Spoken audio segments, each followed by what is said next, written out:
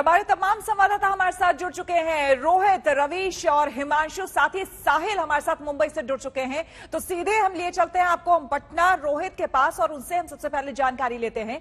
रोहित, जो कुछ भी वहां पर गतिविधि चल रही थी पिछले कुछ दिनों पहले, वहां देखिए दो फैक्टर है। एक तो जेडीयू फैक्टर है जिसको लेकर बताया जा रहा है कि जेडीयू से भी मंत्री पद जो है वो मिल सकता है, कैबिनेट में जगह मिल सकती है। दूसरा एलजेपी को लेकर वहां पर पशुपति पारस को भी मंत्री बनाए जाने की, कैबिनेट में जगह मिलने की खबर सामने आ रही है। अपने आप में काफी इंपॉर्टेंट, काफी मायने रखता है, एक तरह से संदेश भी देता है एलजेपी और बाकी दूसरे लोगों को। जी देखिए, सबसे पहले मैं आपको एलजेपी की बात बता दूं कि एलजेपी में जिस तरीके से पिछले दिनों टूट हुई थी, उसके बाद से ही इस बात के कयास लगाए जा रहे थे कि चिराग पासवान अब केंद्र में मंत्री नहीं बन पाएंगे, क्योंकि रामविलास पासवान के दिवंगत होने के बाद एलजेपी कोटे से एक एमपी को जो है मंत्री बनना तय था। और ऐसे में जो विवाद हुआ परिवार के अंदर, पार्टी के अंदर, उसके बाद चिराग पासवान का पत्ता उसी वक्त कट गया था, ये सबको पता था। और पशुपति पारस जिन्होंने बगावत की थी, उनको अब लगभग तय है, उनका केंद्र में मंत्री बनना लगभग तय है। और जहां तक जेडीयू की बात अगर हम करें तो जेडीयू में भी जो 2-3 नाम जो है वो चल रहे हैं और सूत्रों के माने तो 2 सीट जो है वो मिल सकता है इस बार मंत्रिमंडल विस्तार जो होगा मोदी सरकार का केंद्र में। और इसमें जो सबसे ऊपर नाम है वो है आरसीपी सिंह का। आरसीपी सिंह जेडीयू के राष्ट्रीय अध्यक्ष भी हैं और उनका नाम सबसे ऊपर है कि उन्हें केंद्र में जो है वो जगह मिल सकती है, उन्हें मंत्री बनाया जा सकता है। इसके अलावा जो 2-3 नाम और चल रहे हैं उसमें ललन सिंह का भी नाम चल रहा है, जो कि वरिष्ठ नेता है, नीतीश कुमार के बेहद करीबी हैं।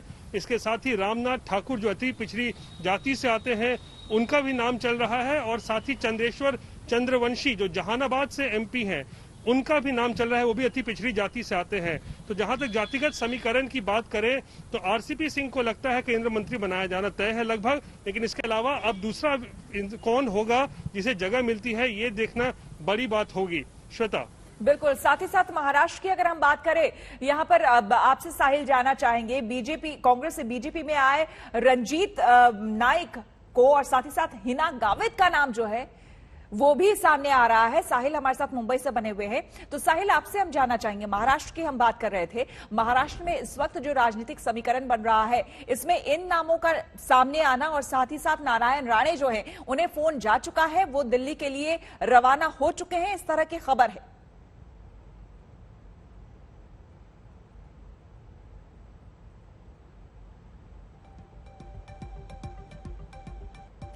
साहिल, क्या आपको मेरी आवाज मिल पा रही है? मेरी आपकी आवाज मुझे आ पा रही है।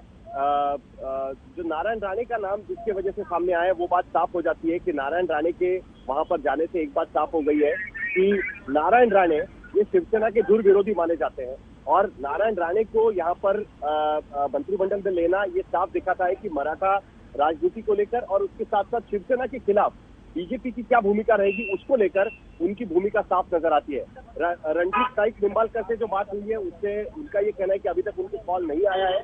प्रीतम मुंडे का नाम चल रहा है क्योंकि ओबीसी ये महाराष्ट्र में बीजेपी के लिए बहुत बड़ा फैक्टर रहा है और पंकजा मुंडे की हार के बाद ओबीसी सेक्शन जो है वो बीजेपी से खफा ना हो, इसकी कहीं ना कहीं कोशिश बीजेपी की तरफ से चल रही है। और इसीलिए डॉक्टर प्रीतम मुंडे जो पंकजा मुंडे की बहन है, उनका नाम इस पर काफी उभर कर सामने आ रहा है। लेकिन फिलहाल पुष्टि नारायण राणे से हो पाई है कि नारायण राणे दिल्ली जा रहे हैं और दिल्ली जाकर वो आज शाम को 4 बजे तक दिल्ली पहुंच जाएंगे। बिल्कुल। हिमांशु हमारे साथ बने हुए। हिमांशु, आपके पास क्या अपडेट? आज एक बड़ी बैठक होने वाली थी, कल कैबिनेट की बैठक है, उससे पहले ये बैठक आज की टल गई है। तो क्या हम माने कि क्या अभी भी आखिरी मोमेंट तक, लास्ट मोमेंट तक अभी भी कुछ सलाह मशवरा होना बाकी है, इसलिए ये बैठक टली है?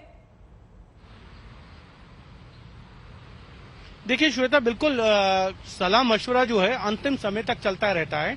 और ये जरूर है कि जिन मंत्रियों की जो अभी कैबिनेट में मंत्री हैं उनकी परफॉर्मेंस ऑडिट कर दी गई है, उनके मंत्रालय के कामकाज का जो है वो सारा जो है देख लिया गया है। प्रधानमंत्री की तरफ से उनसे ये भी पूछा गया कि 2 साल का अगले आपका क्या कामकाज रहने वाला है, वो सारी चीजें लेके ऑडिट कर दिया गया है।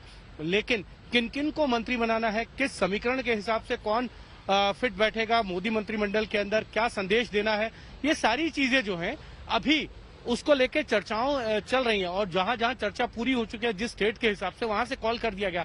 जैसे साहिल भी बता रहे थे, हम लोग भी बात कर रहे हैं सुबह से, नारायण राणे वो उनको दिल्ली बुलाया गया, जेपी नड्डा की तरफ से कॉल गया है, वो दिल्ली आ रहे हैं। और क्योंकि नारायण राणे शिवसेना के खिलाफ रहने वाले आदमी हैं और कोंकण बेल्ट में उनका एक अच्छा खासा प्रभाव है। अगर आप देखें तो कोंकण में जब से नारायण राणे ने शिवसेना छोड़ी है तब से जो है शिवसेना बहुत कमजोर हो गई है और इसीलिए नारायण राणे बीजेपी में आए। बीजेपी को कोंकण के अंदर एक अच्छी खासी पैठ बनी है, वहां से उनको विधानसभा में अच्छी सीटें मिली, लोकसभा के अंदर सीट मिली है। तो इस तरीके से जातिगत समीकरण, वहां के जो राजनीतिक हालात हैं स्टेट्स के, वहां उन सब चीजों को देखकर जो है अभी भी सलाह मशवरा चल रहे हैं। लेकिन जहां जहां जिस स्टेट के हिसाब से पूरा हो गया वहां से उनको बुला लिया गया। जैसे एलजेपी की तरफ से पशुपति पारस को अगर मंत्री बनाना है तो कल देर रात उनको कॉल आ गया था, वो रात को 9 बजे जो है वहां से फ्लाइट लेकर दिल्ली आ गए हैं। अब जेडीयू से कौन कौन मंत्री बनेगा ये नीतीश कुमार को तय करना है, क्योंकि बिहार के अंदर अगर हम देखें तो वहां से अभी 5 मंत्री हैं बीजेपी के, और रविशंकर प्रसाद है, आरके सिंह है, अश्विनी चौबे हैं, नित्यानंद राय हैं।